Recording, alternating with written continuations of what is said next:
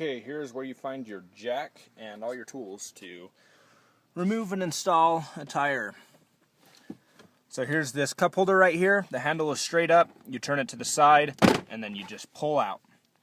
And this pops out of place. Here's my jack. This is to lower the spare tire from the back, these 4 bars, and then here's my tire wrench to take off my tire. Okay, so here we have our jack and our wrench, and this raises by turning clockwise, and it lowers by turning counterclockwise, and it has instructions on the handle. So you can turn it by hand until you actually get underneath the car and have weight, and then you'll have to use your tire wrench, and you turn it with that. And this is where you put it. This is where it's intended to be put, right here, right next to the tire. See this? This is a hook that protrudes out.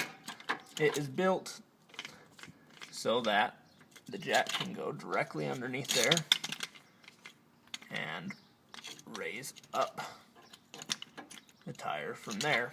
And so what happens is, right here we have a hinge, and our shocks for our wheel right there push down.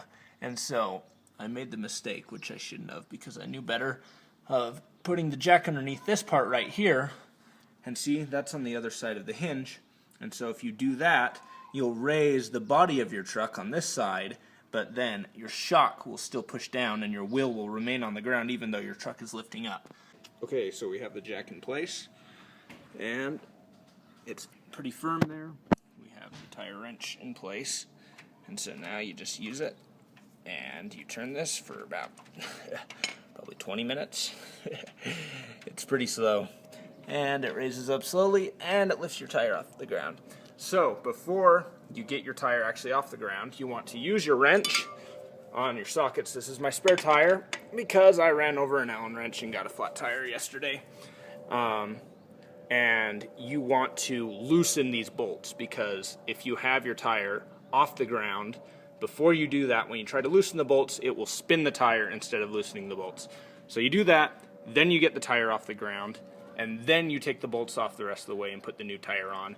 You tighten the bolts as tight as possible, and then on the new tire that you're putting on, then you place it back on the ground, and then you tighten it as tight as you possibly can. And I'll show you that in just a second. Check this out. So see this giant Allen wrench in my hand? This was protruding out of my tire, and that is the patch that fixed my tire. Barely.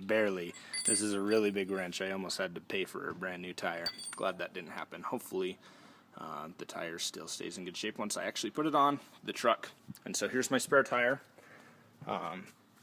They say lefty loosey, righty tighty, but that's really confusing because depending on what way you look at it, left can be any direction. So counterclockwise loosens and clockwise tightens. There. So once you have it on, I put these bolts on, made them semi-snug. They're not completely tight right now. So when you tighten them, you want to go every other one. So I would start with any one, but we'll start with this one, and then you tighten that one, and then that one, and that one, and that one. And you can do like a half of a turn, half a turn, half a turn, half a turn, whatever it takes. You don't have to tighten it all the way, but you want to get it all nice and even so that your tire is well put on your axle, on your truck, so it's not off balance. Okay, now it is completely snug and tight. All my bolts are firmly fastened. Here's my hubcap. It just fits on to the bolts, and so once you have all the bolts tightened and in place, then you just put this on, smack it on, and it clips in. Easy as that. If you want to take it off, see that tiny square notch right there? You use your iron again, the flat, if I can aim, let's see, where is it? Oh, there it is. That flat part, I would just wedge it in there. I could even use a flathead screwdriver, and then I just pop it off. Okay, this is how we're going to lower down the winch that holds the spare tire underneath the truck. So, if you can see that thing hanging right there, that's what holds the spare tire up, and it goes up in that well. So you have these tools that come with your jack, and these just clip together, and you really only need 1 or 2. I don't know why we have 4. Maybe I'm dumb. But you see this right here, it's flat. There's actually a bit that goes in there. It's kind of like a flathead screwdriver head that's bent at the end, and when I took my spare out, it wedged itself in the crank mechanism, and so it's still in there. So hopefully it doesn't get lost, but that's what happens. I think that's a common problem with this truck. So there's a hole right here, and that's what you insert this into, and so that tip would go into place, and so there's a crank inside, and it just turns it. Really easy. If you need more leverage, then here's our tire wrench. You just stick it right on the end right there, and then you can turn it like a crank. But it's really easy to crank. I'm just lowering it right now. I think once I get the tire back into place, then I might have to use my crank just to tighten it. But it says in the owner's manual that it's impossible to over tighten.